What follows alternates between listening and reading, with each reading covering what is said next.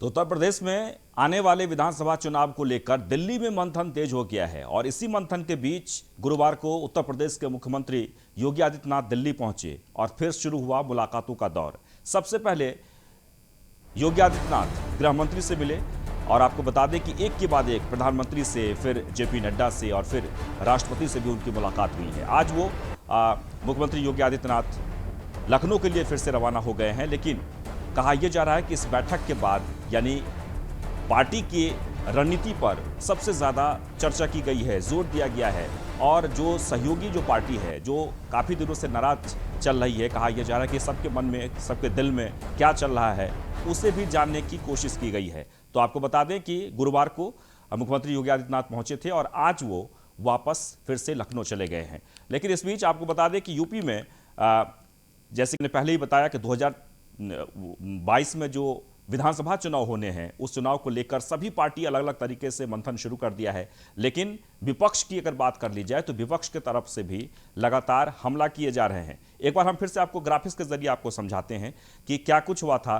लेकिन सीएम योगी जब दिल्ली दरबार में पहुंचे तो उन्होंने पीएम मोदी, बीजेपी के राष्ट्रीय अध्यक्ष और जेपी नड्डा और राष्ट्रपति रामनाथ कोविंद से मुलाकात की। इस दौरान सभी दिग्गजों के साथ सीएम योगी ने लगभग 4 घंटे की बैठक कर अगले साल चुनाव को लेकर चर्चा की। क्या कुछ रहा इस बैठक में, देखिए इस रिपोर्ट के जरिए। यूपी में चुनाव, दिल्ली में मंथन। पीएम मोदी का नाम, योगी का काम, शाह का प्लान।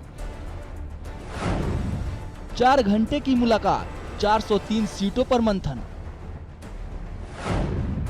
तैयार हुआ 2022 का विजयी प्लान।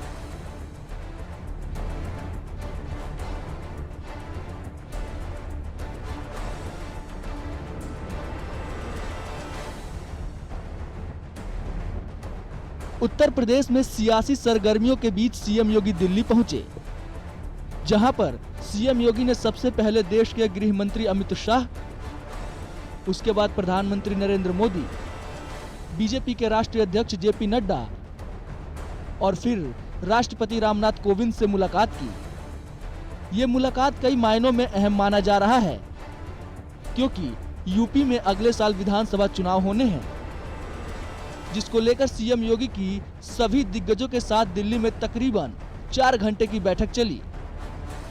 इस बैठक में यूपी के चुनावी हलचलों पर विस्तार से चर्चा की गई। हालांकि इस मुलाकात को एक शिष्टाचार मुलाकात बताया जा रहा है। मुख्यमंत्री योगी आदित्यनाथ के 2 दिन के दौरे में वो तमाम नेताओं के साथ मिले। गृह मंत्री अमित शाह से लेकर प्रधानमंत्री नरेंद्र मोदी और उसके बाद राष्ट्रीय अध्यक्ष जेपी नड्डा तक उन्होंने लगातार मुलाकात की और बात की। यूं तो मुलाकात में बहुत सारे मुद्दों को लेकर बातचीत हुई, लेकिन जो सबसे अहम मुद्दा था वो था मिशन 2022 को फतेह करना और इसको लेकर स्ट्रेटजी भी तैयार किया गया और भविष्य का एक्शन प्लान भी।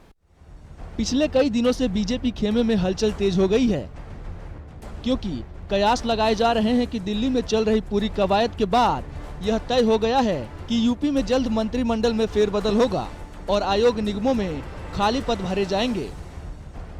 इस वक्त मंत्रिमंडल में 7 सीटें खाली हैं, जिन पर अब तक खुद को उपेक्षित बताने वाली अपना दल और निषाद पार्टी भी दावेदारी जता रही है।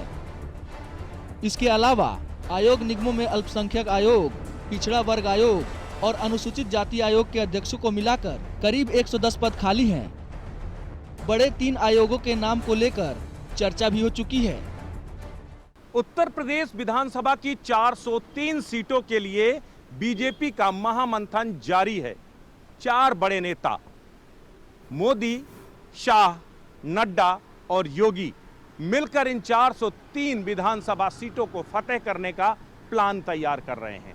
लेकिन इस बार बीजेपी की राह उतनी आसान नहीं होने जा रही, क्योंकि विपक्ष लगातार हमलावर है तो वहीं जनता आक्रोशित। ऐसे में सबको साध कर 2022 में कामयाबी हासिल करना बीजेपी के लिए एक बड़ी चुनौती होगी। मंत्रिमंडल में गठबंधन के दावेदारों के साथ कांग्रेस से बीजेपी में आए जितिन प्रसाद को भी शामिल किया जा सकता है। यूपी में 4 एमएलसी सीटें खाली हो रही हैं, इन पर भी दावेदारी है। जानकारों की माने तो शाह ने बैकलॉग खत्म करने के साथ यूपी की चुनावी तैयारियों को धार देने का रास्ता सुझा दिया है। यूपी में बीजेपी इसी पर आगे बढ़ेगी। यूपी फतेह के लिए बीजेपी का एक्शन प्लान तैयार हो चुका है। अब त्रिदेव मिलकर लगाएंगे बीजेपी की नैया पार। त्रिदेव यानी मोदी, योगी और शाह। देश के दूसरे राज्यों की तरह उत्तर प्रदेश में भी चेहरा प्रधानमंत्री नरेंद्र मोदी का होगा और काम मुख्यमंत्री योगी आदित्यनाथ का, और हर बार की तरह एक्शन प्लान अमित शाह का होगा। ये तीनों मिलकर उत्तर प्रदेश में मिशन 2022 को कामयाब बनाएंगे। Bureau report, news one India.